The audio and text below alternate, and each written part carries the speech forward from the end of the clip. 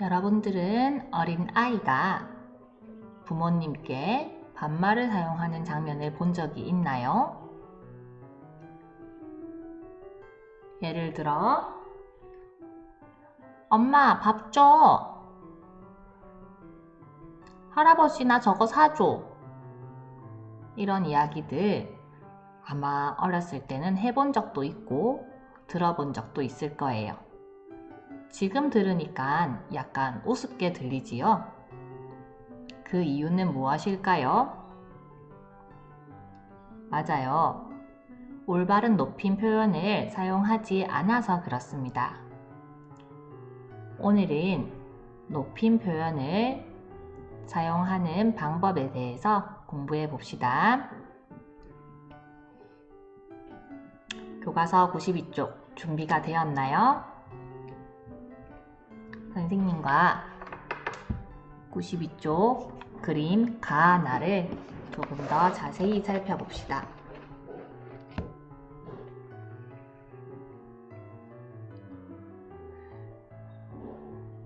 대화에서 알맞은 높임 표현을 골라봅시다. 자, 한 친구가 이제 학교에 갔다가 돌아왔어요. 어떻게 하는 것이 좋겠습니까? 그렇죠. 다녀왔습니다가 알맞은 표현입니다. 나 그림에서도 알맞은 표현을 골라봅시다. 친구에게 고운말을 사용하면 좋겠습니다. 이렇게 말하는 게 알맞은 표현일 거예요.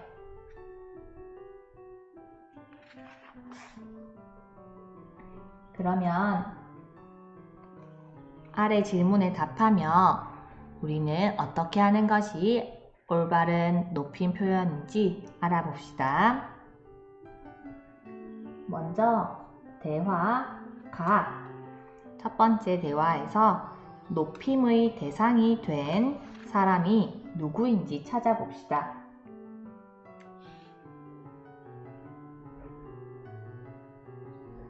첫 번째 대화에서는 높임의 대상이 된 사람이 듣는 사람인 아버지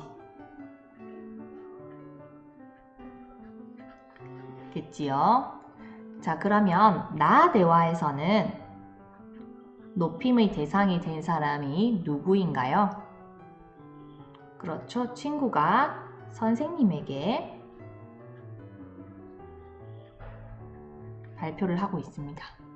하지만 교실에서 발표를 하면 선생님만 듣나요? 아니죠. 이렇게 친구들도 같이 듣게 됩니다. 그래서 높임의 대상이 된 사람은 친구들도 포함이 되겠지요.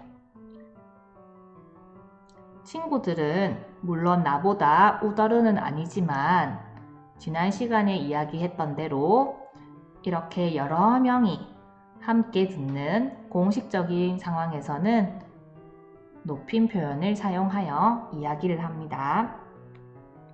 자, 그러면 두 개의 문장에서 끝부분에 공통으로 쓰인 표현을 한번 찾아봅시다. 자, 같은 점 찾아봅시다. 다녀왔습니다. 좋겠습니다. 같은 점이 무엇입니까? 그렇죠. 뒷부분에 이 부분은 똑같이 쓰였습니다. 그래서 앞에는 다르지만 뭐뭐뭐 씁니다 라는 표현은 공통적으로 사용되었어요.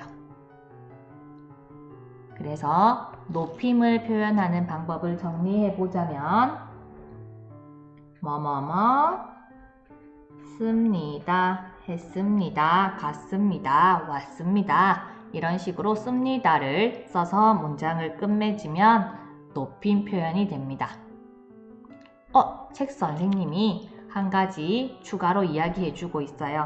이렇게 요로 문장을 끝맺어 듣는 사람을 높이기도 해요. 예를 들어서 다녀왔어요, 주세요 이런 식으로 요자로 문장을 끝맺어도 높임 표현이 됩니다. 그래서 이렇게 문장의 끝부분에 뭐뭐뭐 씁니다 혹은 뭐뭐뭐요 이렇게 문장을 끝맺어서 높임 표현을 씁니다. 다른 높임 표현도 알아봅시다. 93쪽으로 갑시다. 이번에는 묻는 표현인가 봐요. 자, 선생님께서도 여기로, 그렇죠, 오시니가 되겠죠. 두 번째, 어머니 오늘은 출근 안 하시나요?가 되겠습니다. 자, 두 개 다 물어보는 표현이기도 하고 앞에서 사용되지 않은 높임 표현이 선생님 눈에는 또 눈에 띄는 것 같습니다. 자, 가와 나에서 높임이 대상이 된 사람을 찾아봅시다. 첫 번째, 친구에게 이야기를 하고 있지만 선생님의 행동에 대해서 이야기를 하고 있어요. 그래서 가의 대상에서 높이는 사람은 선생님이고요. 나의 대화에서 높임의 대상이 된 사람은 어머니가 되겠네요. 정리되었나요? 이제 조금 어려울 것 같은데 여러분도 한번 찾아보세요. 문장을 끝맺는 말 오시니 하시나요에서 공통으로 두 개 다 들어가 있는 높임 표현을 찾아봅시다.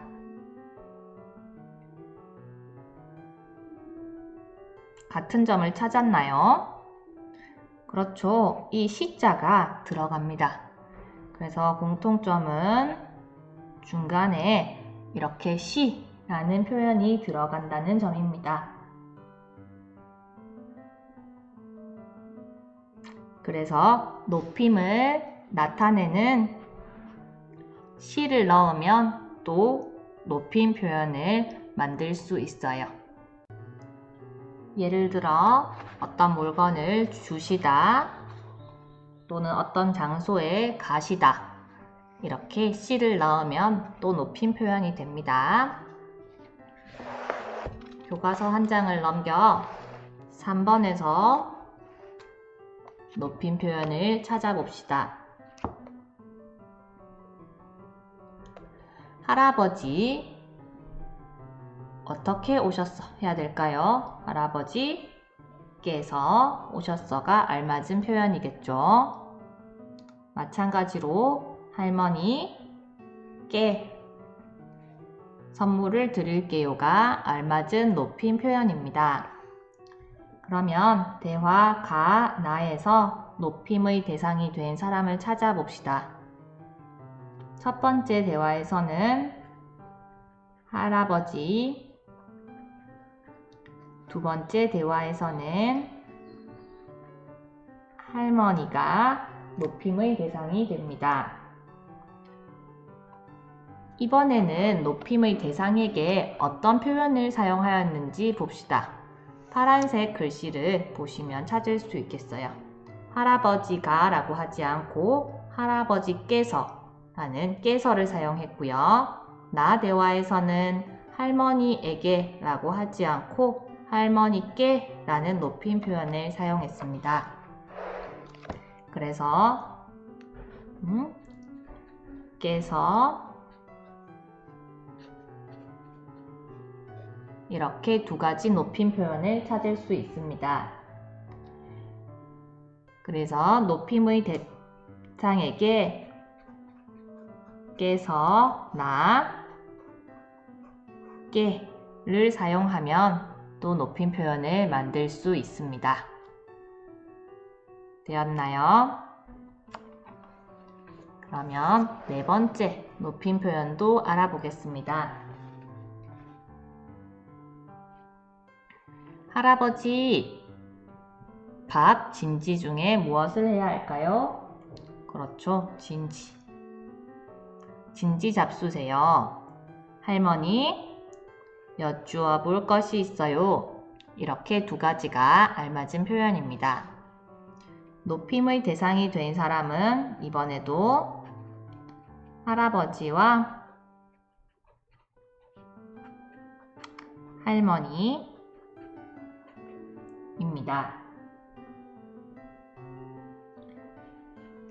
그러면 이번에는 이렇게 짝을 이루는 낱말을 보고 어떤 경우에 사용하는지 이야기해 봅시다. 밥과 진지, 물어볼, 여쭈어볼. 뜻은 같으나 밥이라는 말은 친구, 동생에게 사용할 때 밥이라고 씁니다. 진지는 나보다 우더른인 할머니, 그리고 할아버지, 부모님과 같은 우더른에게 사용합니다. 마찬가지 물어볼, 여쭈어볼도 의미는 같습니다. 하지만 사용할 대상이 우더른이 아니라면 물어볼이라고 사용하고 여쭈어볼이라고 사용하는 경우는 나보다 우더른인 경우, 이렇게 할머니에게 물어보는 경우에는 물어볼 대신 여쭈어볼을 넣어서 이렇게 이야기를 할 수 있습니다. 그래서 높임의 뜻이 있는 특별한 낱말을 사용하기도 합니다. 혹시 여러분이 더 알고 있는 높임의 뜻이 있는 특별한 낱말이 있나요? 예를 들어서 생일이라는 낱말의 높임 표현은 무엇일까요? 그렇죠. 생신, 많이 들어보았을 겁니다. 그리고 이름을 나타내는 높임 표현도 알고 있나요? 그렇죠. 성함이라고 합니다. 그리고 말의 높임 표현이 또 있을까요? 그렇죠. 어른한테는 말하다 라고 하지 않고 말씀하시다 이렇게 하지요. 그래서 이런 식으로 높임의 뜻이 있는 특별한 낱말을 이용해서 높임 표현을 만들기도 합니다.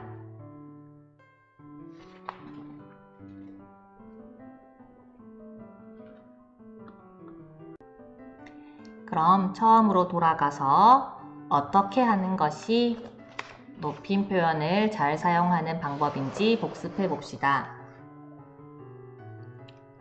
아버지 학교에 다녀왔습니다. 친구에게 고운말을 사용하면 좋겠습니다. 두 상황처럼 듣는 사람이 나보다 우더른이거나 혹은 여러 사람 앞에서 말을 할 경우 이렇게 문장의 끝부분에 씁니다. 또는 요를 넣어서 높임 표현을 만듭니다. 두 번째 상황, 선생님께서도 여기로 오시니 어머니 오늘은 출근 안 하시나요? 처럼 행동하는 사람이 말하는 사람보다 우더른일 때 시, 높임 표현 시를 넣어서 대상을 높여줍니다. 세 번째, 할아버지께서 오셨어. 할머니께 선물을 드릴게요. 처럼 행동하는 사람 또는 누구에게 해당하는 사람이 이렇게 할아버지나 할머니처럼 우더른일 때 이 대상에게 깨서 깨와 같은 높임 표현을 사용합니다. 마지막, 할아버지 진지 잡수세요. 할머니 여쭈어 볼 것이 있어요. 처럼 높임의 대상에게는 높임의 뜻이 있는 특별한 낱말을 사용하기도 합니다. 오늘 공부가 조금 어려울 것 같은데 이해가 잘 되었나요? 그러면 국어활동 교과서로 여러분이 공부를 잘 하였는지 확인해 봅시다.